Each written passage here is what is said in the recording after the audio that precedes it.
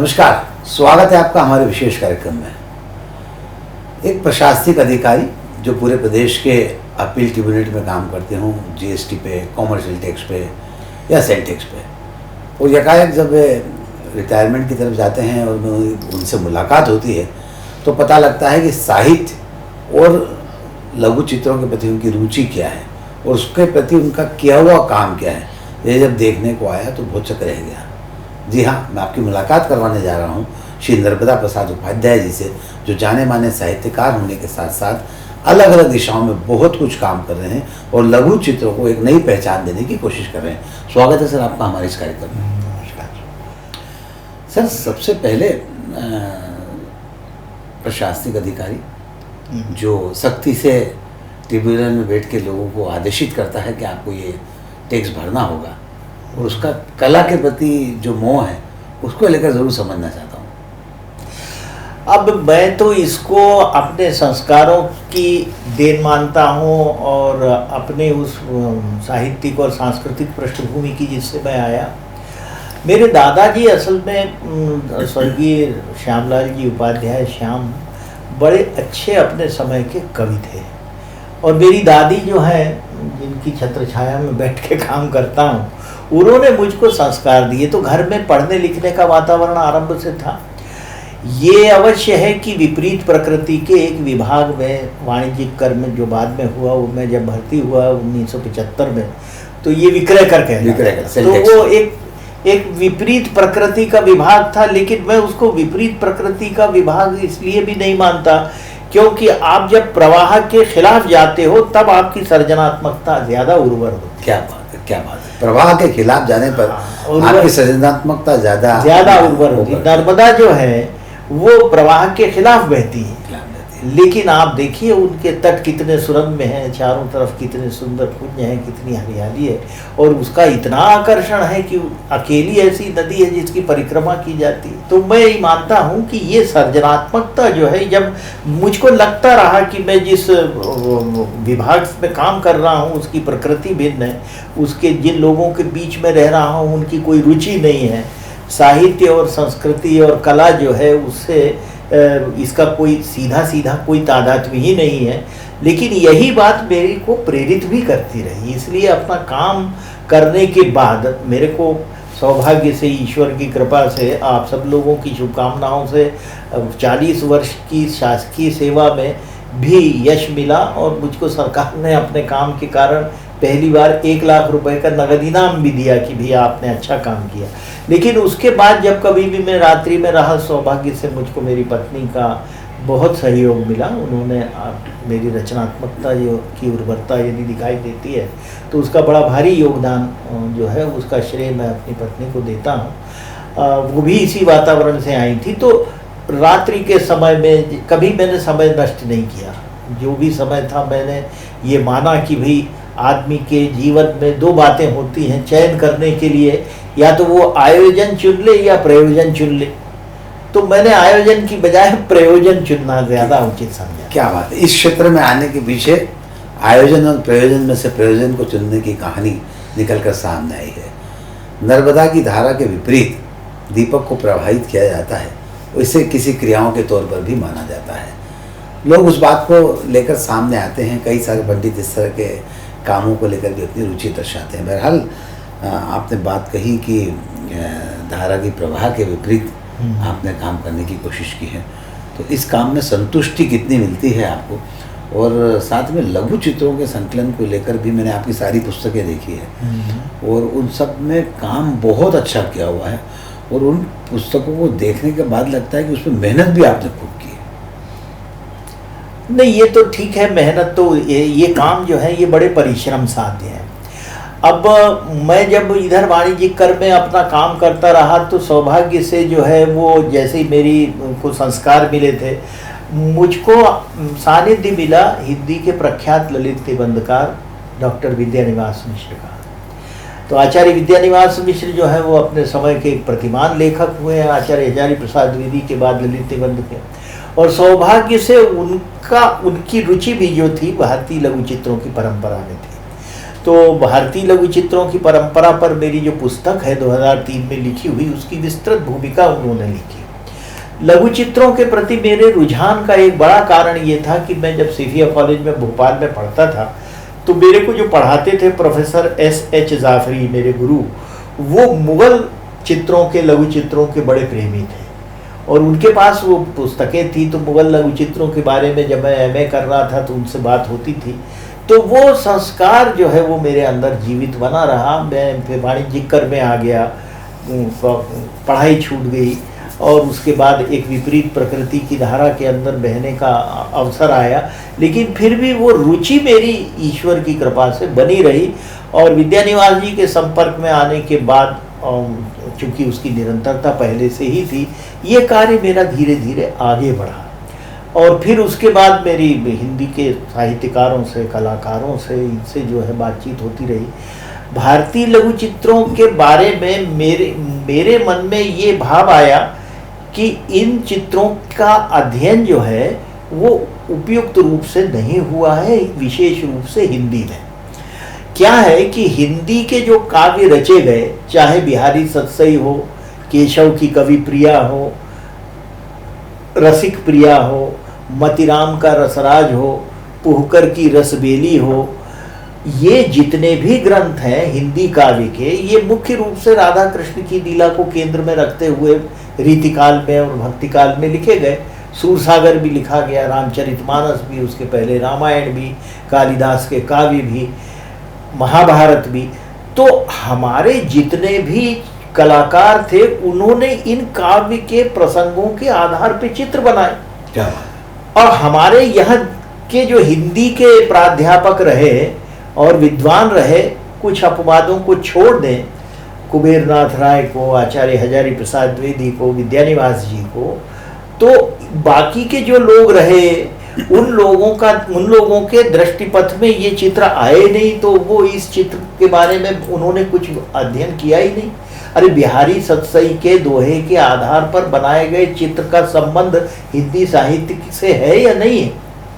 सीधा सीधा संबंध है कि भाई वो चित्र रूपायित कैसे हुआ, लेकिन इसके बारे में, इस अंतर संबंध को किसी ने देखने का, अपवादों को छोड़ दें तो प्रयास नहीं किया। और अंग्रेजी के जिन स्कॉलर्स के या विद्वानों के पास ये चित्र गए, सबसे बड़ा संग्रह तो वही है, वो इस काव्य की आत्मा से अपरिचित थे।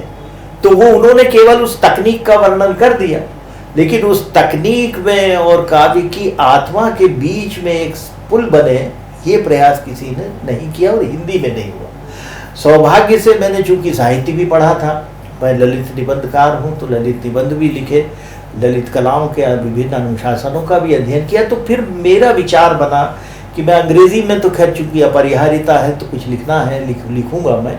डॉक्टर हर्ष दहेजिया जी के साथ जो हैं वो विश्व स्तर के स्कॉलर हैं, उनके साथ मैंने काम का अंग्रेजी में भी किया, लेकिन फिर मैंने हिंदी को समृद्ध करने का प्रयास किया कि भाई समृद्ध तो मैं क्या कर पाऊंगा, लेकिन फिर भी मैंने ये प्रयास किया कि मैं एक पुल बनाऊं हिंदी के अंदर साहित्य और कला के अंतर संबंधों को लेके।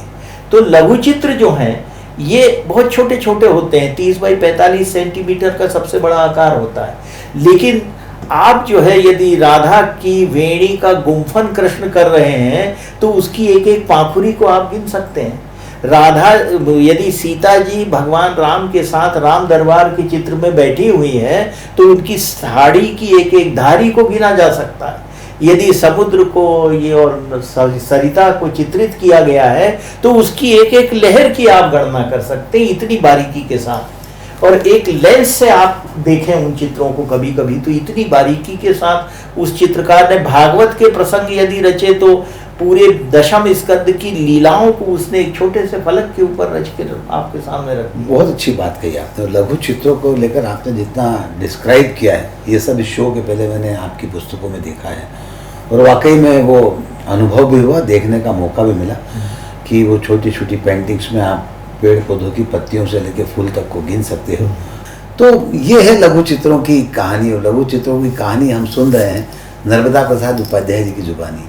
कई सारी ऐसी बातें हैं, कई सारी हमने पुस्तकें जब देखी है तो इन पुस्तकों में जिस तरह से लघु चित्रों का संग्रहण किया गया है वो काबिल तारीफ है।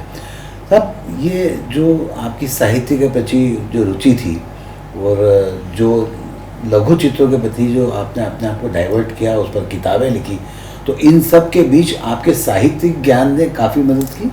हाँ बिल्कुल, साहित्य, क्योंकि जैसा मैंने आपसे कहा कि ये सारे चित्र जो मध्यकाल में विशेष रूप से बने हैं, ये तो हमारे काव्य के ऊपर आधारित है।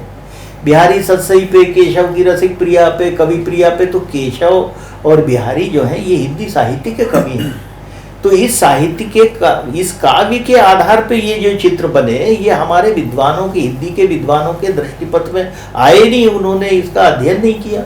और अंग्रेजी विद्वान जो थे, वो मैंने जैसा आपको निवेदन किया कि उनके हाथ में तो ये चित्र, सारे के सारे चित्र हमारी बहुमूल्य निधि जो है इन लघु चित्रों के रूप में, ये सब विदेशी संग्रहालयों के अंदर अधिकतर है।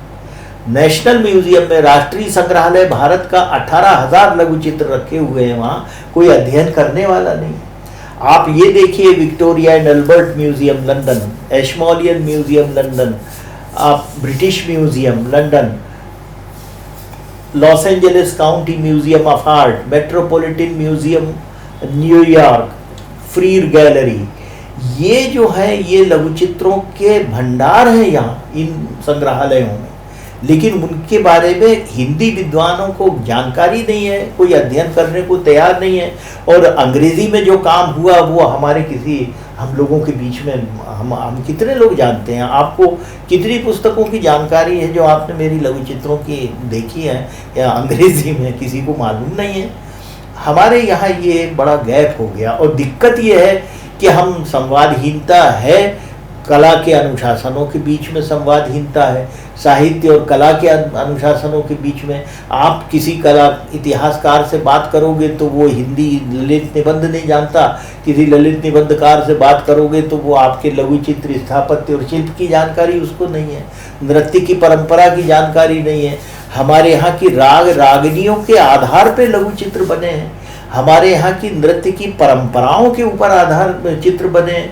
भारत एकमात्र ऐसा पहला देश है जहां संगीत को चित्रित किया गया। क्या बात है, कितनी अच्छी बात निकल कर सामने आई। भारत एकमात्र ऐसा देश है जहां पर संगीत के आधार पर चित्रों को बनाया गया है, उन पेंटिंगों को उकेरा गया है। काफ़ी अच्छी जानकारियां नर्मदा प्रसाद जी से जानने को मिली है, जिन्होंने जिन पिछवाइयों के बारे में भी हम बात करेंगे, साथ ही जो लघु चित्रों के बारे में जानकारी मिली है उस पर भी हम बहुत कुछ समझने की कोशिश कर रहे हैं। लेकिन समय कम है, और समय कम है तो कुछ छोटे छोटे सवालों से इस शो को ख़त्म करना चाहता हूँ। मेरा मन नहीं भरा है, मुझे भी पता है कि जब आप इस शो को देख रहे हैं तो आपकी भी संतुष्टि होना ज़रूरी है।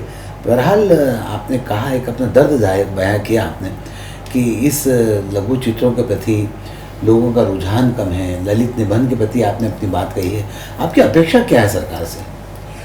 देखिए, सरकार से अपेक्षा का तो कोई अंत नहीं है, यदि आप अपेक्षा करना चाहो तो। और अपेक्षाएं आपकी तब मूर्त होती हैं जब आपको लगे कि भाई शासन इस संबंध में कुछ करने के लिए इच्छुक है। ये एक अवसर आया था वर्ष 2016 में। डॉक्टर हर्ष दहेजिया जी का आप नाम जानते होंगे, बहुत बड़े स्कॉलर हैं वो भारतीय संस्कृति के, और विशेष रूप से हमारे भारतीय काव्यों के आधार पे जो चित्रांकन हुए, उन्होंने मेरे सामने, वो कार्लटन यूनिवर्सिटी ओटवा कनाडा में प्रोफेसर थे उस समय, हिंदी के संस्कृति विभाग के। उन्होंने मेरे सामने एक प्रस्ताव रखा था कि भाई मध्य प्रदेश की जो दृश्य विरासत है, जो विजुअल हेरिटेज है, उसकी परंपरा को जो है वो हमको डॉक्यूमेंट करना चाहिए, उसका दस्तावेजीकरण करना चाहिए। आपने देखा होगा कि हमारे यहाँ काव्य के बारे में बहुत व्याख्या हो जाती है कि बिहारी ने ऐसा लिखा तो वो रामचरितमानस की चौपाइयों की 100 व्याख्या कर देते हैं। अरे लेकिन 7000 वर्ष में राम की जो परंपरा जिस रूप में दृश्यांकित हुई है, वो कैसे शिल्प में आई है, कैसे चित्रों में आई है, कैसे नाट्य में आई, उस परंपरा के संबंध में दस्तावेजीकरण की कोई बात नहीं होती है। हमारे यहाँ मध्य प्रदेश के संदर्भ में जब दहेजिया जी ने बात की तो मैंने उनसे कहा, मैंने कहा दादा मैं ज़रूर काम करूँगा। और उस क्रम में वर्ष 2016 में ये कृति जो है पेंटिंग्स ऑफ बुंदेलखंड, ये अंग्रेजी में प्रकाशित हुई थी। इसे जब उस समय के प्रिंसिपल सेक्रेटरी जो थे मनोज श्रीवास्तव साहब, उन्होंने देखा तो उन्होंने मुझसे कहा कि ये काम जो है ये मध्य प्रदेश, वो स्वयं भी बड़े अच्छे सांस्कृतिक अभिरुचि संपन्न हैं और साहित्यकार व्यक्ति हैं, और सुंदरकांड के ऊपर तो रामचरितमानस के उन्होंने बहुत काम किया है। तो उनका ये प्रस्ताव था कि इस काम को, ये चूंकि मध्य प्रदेश की दृश्य विरासत का प्रश्न है, तो मैं हिंदी का साहित्यकार होने के नाते मैं इस काम को हिंदी में करूं और इसकी एक कार्य योजना उनको बना के दूं। उसके कारण मुझको वो अनुबंध जो मैंने किया था दहेजिया जी के साथ विशेष रूप से कि ये काम करेंगे अंग्रेजी में, तो वो उसको लंबित करना पड़ा, मुझको उनसे निवेदन करना पड़ा कि दादा मैं हिंदी में काम करूंगा ये। और उस क्रम में आपने देखी होंगी, मैंने एक मनोज श्रीवास्तव साहब के साथ बैठ के एक विस्तृत प्रस्ताव बनाया। उसमें फिर ये भी बात आई कि भाई इसमें जो है वो भित्ति चित्र भी बाद में शामिल करेंगे, लेकिन मैंने कहा कि अभी मध्य प्रदेश के जो विभिन्न अंचलों में भित्ति चित्र हैं ऐतिहासिक, उनका दस्तावेजीकरण किया जाए और उनका संरक्षण किया जाए। तो उसी क्रम में मालवा और बुंदेलखंड के ये कोश स्तरीय कार्य जो है वो संस्कृति विभाग ने किए, मैं उनका आभारी हूँ।